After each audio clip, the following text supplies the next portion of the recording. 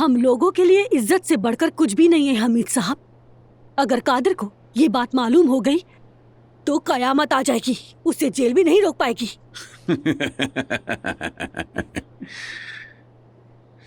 औजान ने तुम्हारे मोहल्ले में घर लिया है, हैं? और वो जुमाना के साथ रह रहा है, सच है ये? अगर यकीन नहीं आता तो खुद आकर देख लीजिए। हमने अपनी आंखों से देखा है, हमारे मोहल्ले में रह रहे हैं। वहाँ मौजूद सभी लोग हमें जानते हैं। जुमाना का नाम तो उस मोहल्ले में पहले ही खराब हो चुका है।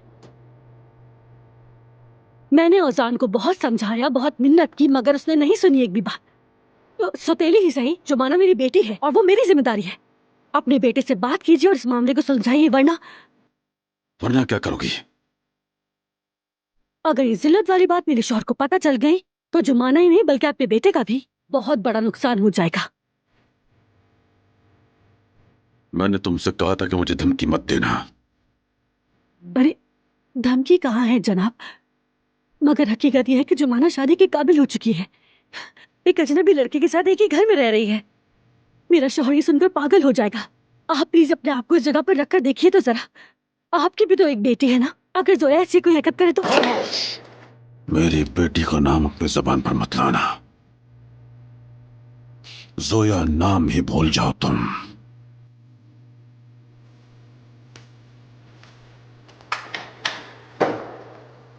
अगर तुम एक अच्छी मां होती तो अपनी बेटी की तरबियत करती, काबू रखती उस पर शुरू से।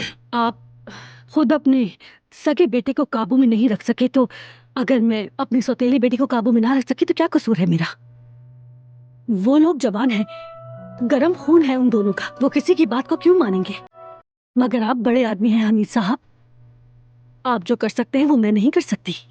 ये बात मेरे शौहर के कानों तक पहुंचे उससे पहले कोई हल निकालिए। मेरा शौहर एक मुजरिम है। अगर आप औजान की फिक्र करते हैं हमीद साहब तो आप उसे जुमाना से अलग कर दीजिए। मैं तुम्हारे मशवरे का मोहताज नहीं। अगर तुम्हारी बात खत्म हो गई तो निकल जाओ।